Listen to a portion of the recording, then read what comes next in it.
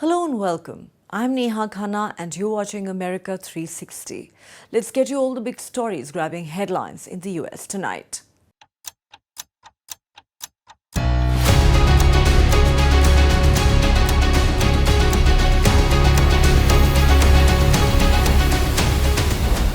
No Nobel for Donald Trump. The US president, who spared no opportunity to claim that he stopped 7 wars and was on the verge of ending an 8th, was not convincing enough for the Nobel Peace Prize Committee.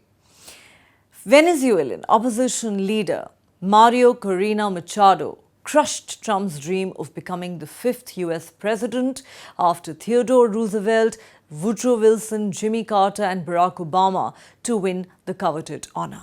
The Nobel Peace Prize for 2025 goes to a brave and committed champion of peace.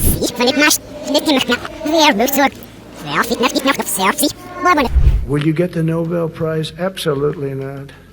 They'll give it to some guy that didn't do a damn thing. They'll give it to a guy that wrote a book about the mind of Donald Trump and what it took to solve the wars. And he'll get the Nobel Prize will go to a writer. No, but well, let's see what happens. But it's be a big insult to our country. I will tell you that. I don't want it. I want the country to get it. He's forging peace as we speak, in one country, in one region after the other. So I want to present to you, Mr. President, the letter I sent to the Nobel Prize Committee. It's nominating you for the Peace Prize, which is well-deserved, and you should get it.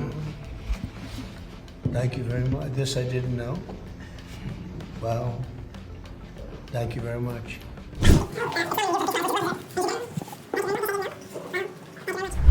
The Norwegian Nobel Committee has decided to award the Nobel Peace Prize for 2025 to Maria Corina Machado.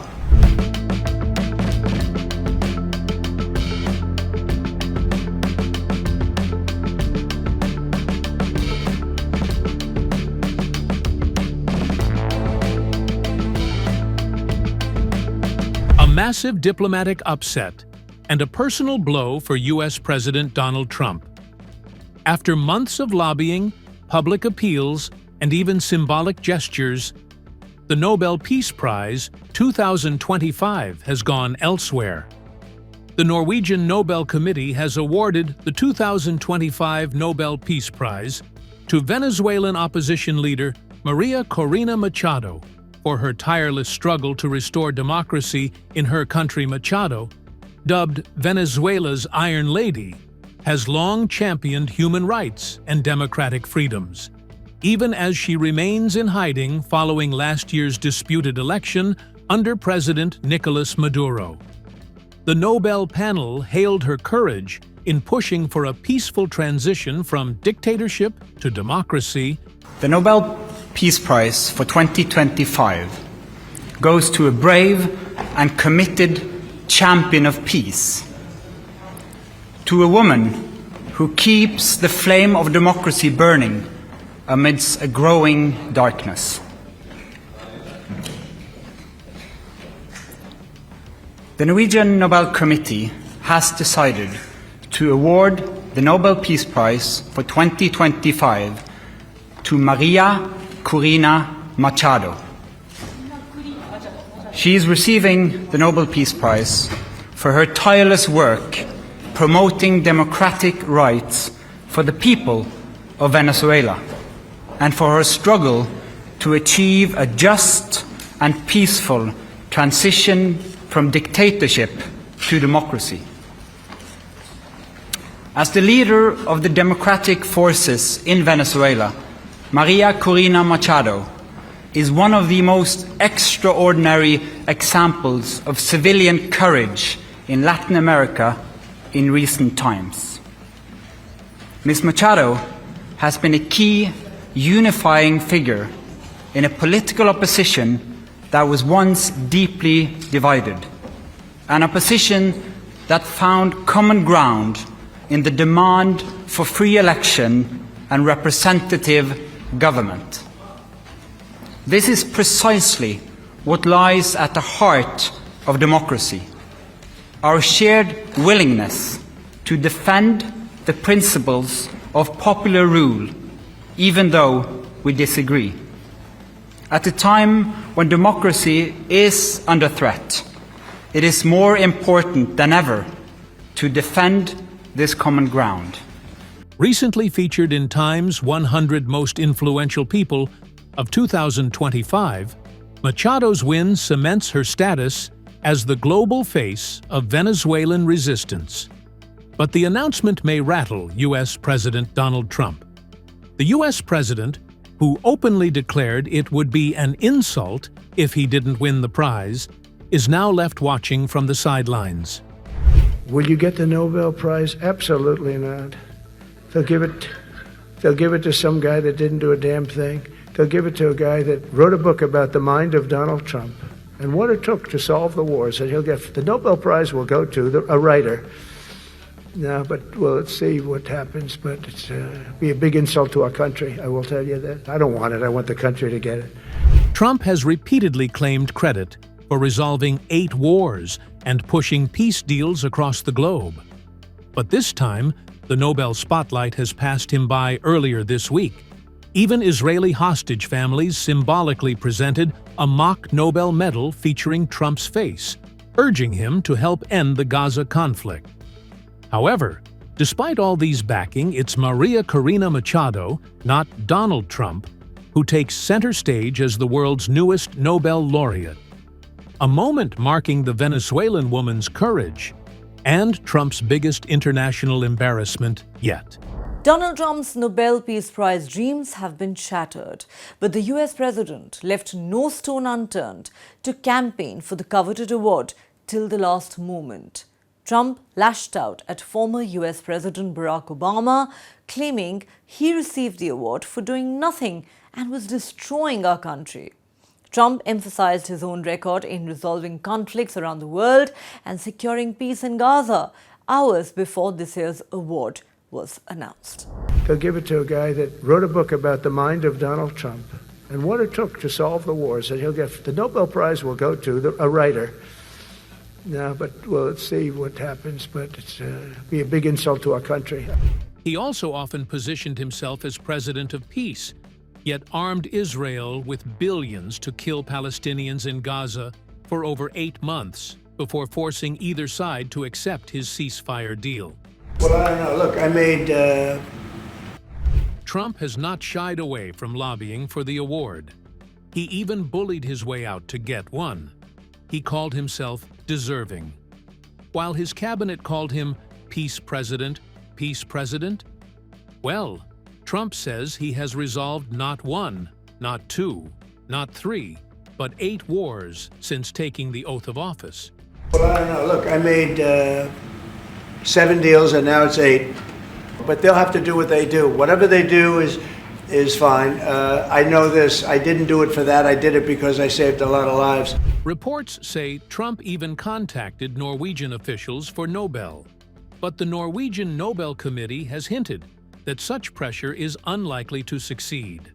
But Norway is in panic, bracing for economic and diplomatic repercussions if the independent 5-member committee rejects Trump's name for the Nobel Peace Prize. Norway's Foreign Minister Espen Barth Eide made clear that the government does not hold sway over Nobel decisions. The head of the committee, Jørgen Vatne Freidnes, told Norwegian tabloid VG that the decision had been sealed on October 6th. Freidnes also highlighted that Trump's name could be considered for next year's award. This year's nominations were closed on January 31st, 11 days after Trump's return to the White House. But contrary to the rule, former U.S. President Barack Obama received the award in 2009, just a few months into his presidency.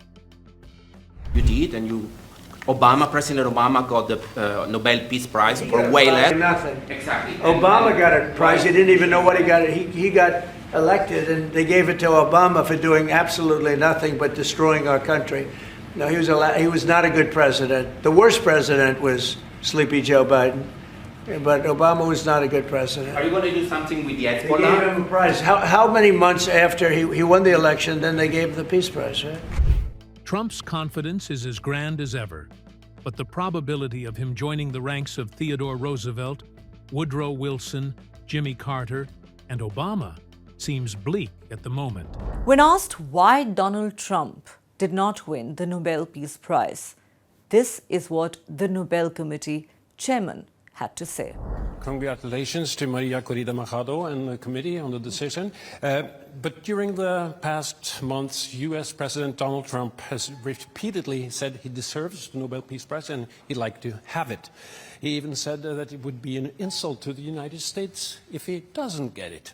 What does as the chairman of the Nobel Peace Prize Committee, think of this, and how has this campaign-like activity by the president and his supporters, domestically and internationally, affected the deliberations and the thinking in the committee?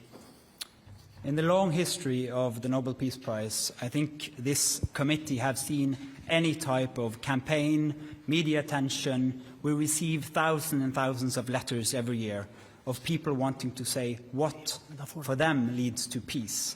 This committee sits in a room filled with the portraits of all laureates, and that room is filled with both courage and integrity. So we base only our decision on the work and the will of Alfred Nobel.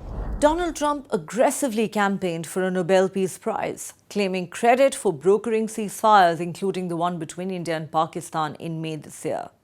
Watch this compilation of Trump's relentless self-promotion on the world stage.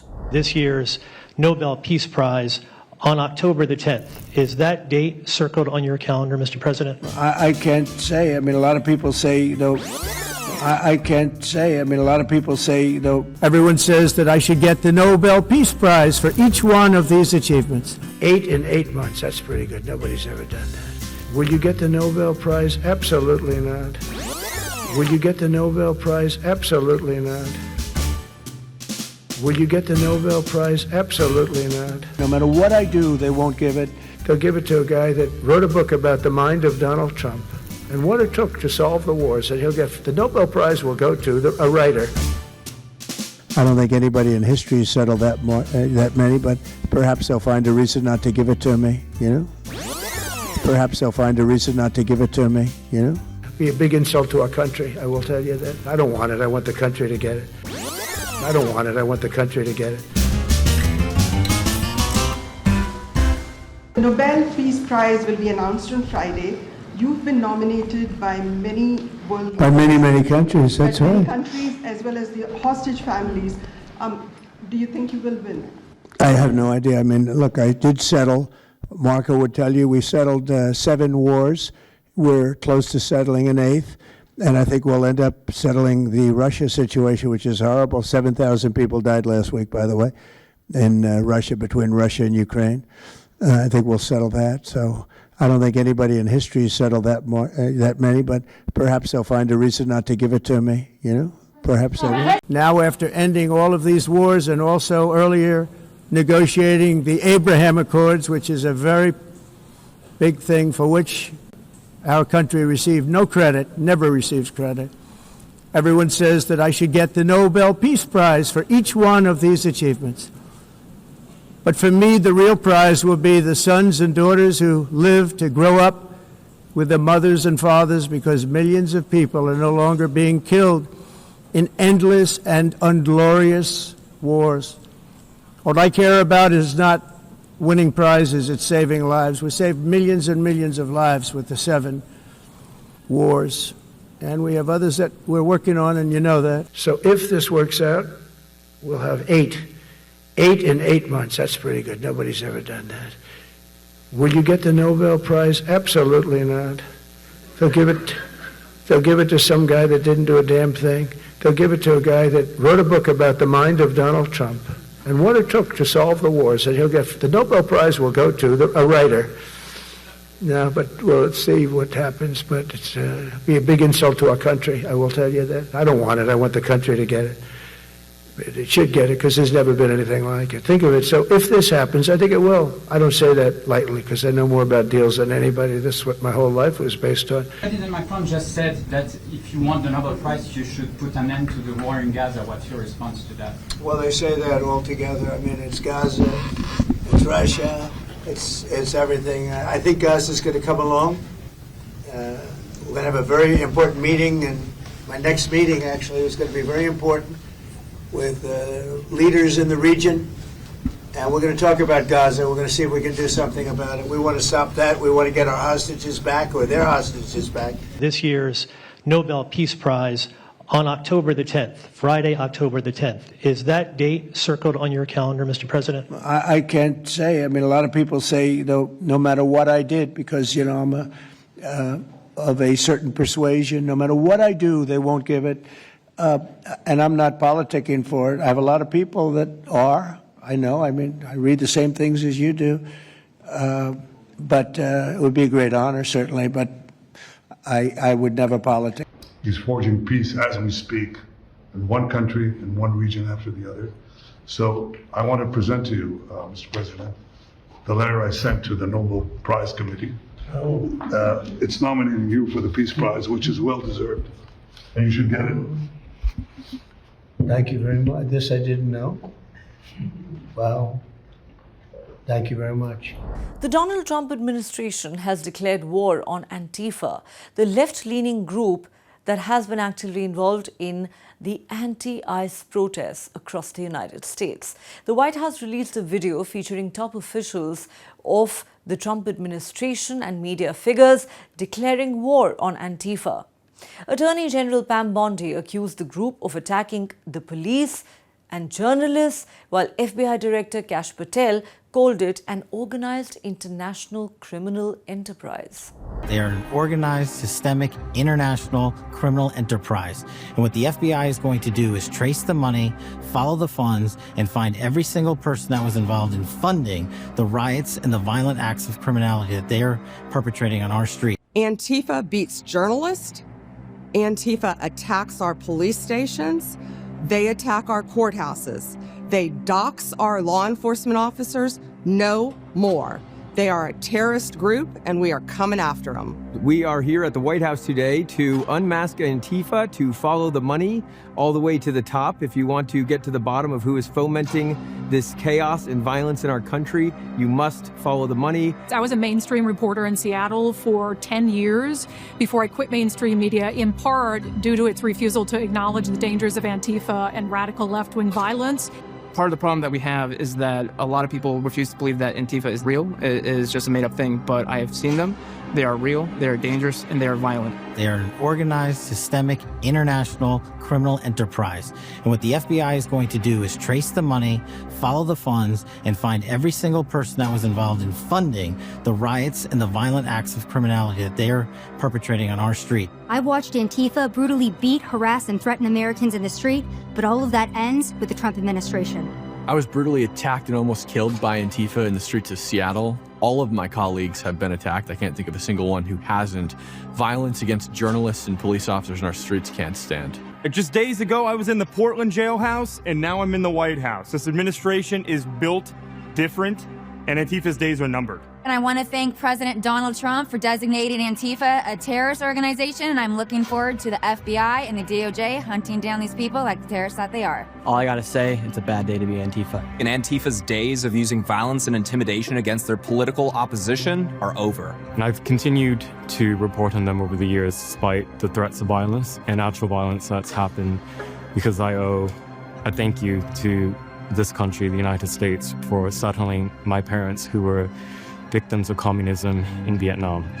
1 month ago, Charlie Kirk was murdered by a violent leftist. We all saw it, and we all saw thousands of leftists celebrate it. Antifa symbols were found on the bullet casings of the gun used to shoot and kill my friend. We won't take it anymore. President Trump is not going to stand for it. And I'm so grateful that we have a leader in the White House that understands how we need to fight these sophisticated networks and how we need to take these terrorists out.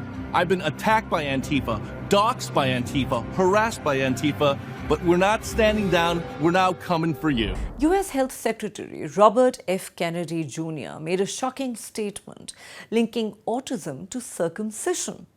He also said children who are circumcised early have double the rate of autism, which is because they're given Tylenol afterwards. This unfounded claim seems to refer to a study in the Journal of the Royal Society of Medicine in 2015, which looked at the ritual of circumcision and the risk of autism spectrum disorder in boys under 10 in Denmark. The US Health Secretary also talked about a woman carrying a baby in her placenta instead of the uterus. It's highly likely because they're given Tylenol. So, none of this is dispositive, but all of it is stuff that we should be paying attention to. This morning before I came in here, somebody showed me a TikTok video of a pregnant woman, 8 months pregnant. She is an associate professor at the Columbia Medical School, and she is saying F Trump and gobbling Tylenol with her baby in her placenta. And the level of Trump derangement syndrome has now left political landscapes, and it is now in the realm of pathology. US Vice President J.D. Vance joked that President Trump's experience with Senator Chuck Schumer, whom he referred to as one of the most famous Palestinians in the world, helped pave the way for the Gaza peace deal. The comment made during a cabinet meeting drew laughter. The reason we're here is because the president actually charted a different course with a different team. He vested a lot of authority in Steve Witkoff in particular, and that's why we're here. It's because you did something different, and I think it's important to recognize that. I also think the president, Marco mentioned the president's personal touch being a big part of this. The one thing I would say is obviously the president of the United States, a New York real estate billionaire, one of the most famous New Yorkers in the world, has a lot of interaction with a lot of people who are very pro-Israel. I think that was an important set of experiences and life experiences that he brought to the table. He also, of course, knew one of the most famous Palestinians in the world, Chuck Schumer. And I think without that background of knowledge, it would have been impossible to get us to this moment.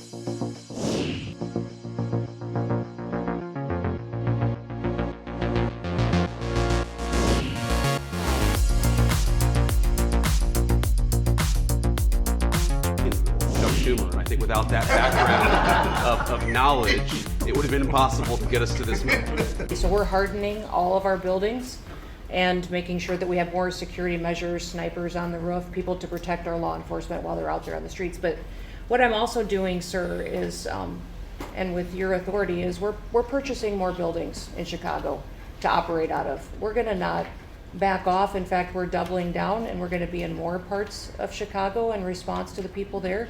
And then I was there a few days ago and looked at some facilities that we can deploy more law enforcement out of. Because what they're trying to do with these riots and violence is distract us and keep us from going after those murderers and rapists that are out on the streets. And then I was in Portland, went out and back on Tuesday and met with the governor, met with the mayor, met with the chief of police and the superintendent of the highway patrol.